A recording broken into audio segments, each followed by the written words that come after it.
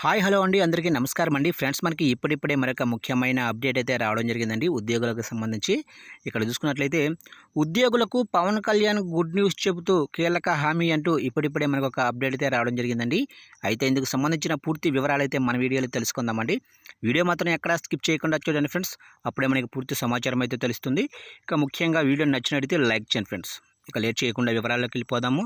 ఇక తమకు 3 నెలలుగా జీతాలు రావటం లేదని సంబంధిత శాఖల ఉద్యోగులు ఏపీ డిప్యూటీ సీఎం పవన్ కళ్యాణ్ను కలిశారు. ఇక కూటమి ప్రభుత్వం ఏర్పాటయ్యాక తమకు జీతాలు రావటం లేదని పంచాయతీరాజ్ గ్రామీణాభివృద్ధి శాఖల మంత్రి పవన్ కళ్యాణ్ను కలిసి తమ సమస్యలైతే చెప్పుకున్నారు. ఇక గ్రామీణ నీటి సరఫరా విభాగాల్లో పనిచేస్తున్న ఇంటర్నల్లో water quality monitoring laboratory contractor employees union ప్రతినిధులు మంగళగిరిలో పవన్ కళ్యాణ్ను కలిసి తమకు 3 నెలలుగా జీతాలు రావటం లేదని, తమను ఉద్యోగాల నుంచి తొలగిస్తున్నారని వాపోయారు.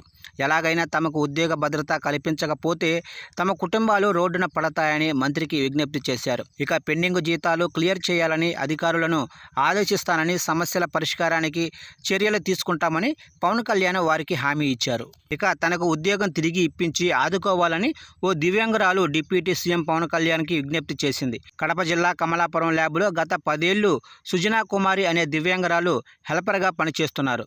అయితే తనను 3 నెలల కిందట విధుల నుంచి తొలగించారని పవన్ కళ్యాణ్ వద్ద ఆవేదన వ్యక్తం చేశారు. తనకు పుట్టుకతో ఓ కిడ్నీ లేదని, బరువులను ఎత్తే పనులు సైతం చేయకూడదని డిప్యూటీ సీఎం పవన్కు తెలిపారు. కనుక బతకటానికి ఏ ఆధారం లేని తనకు తిరిగి ఉద్యోగం ఇప్పించాలని ఈ సందర్భంగా సుజనా కుమారి వేడుకున్నారు. వెంటనే స్పందించి ఆయన అధికారులతో ఈ విషయమై మాట్లాడతానని ఆమెకు భరోసా ఇచ్చారు.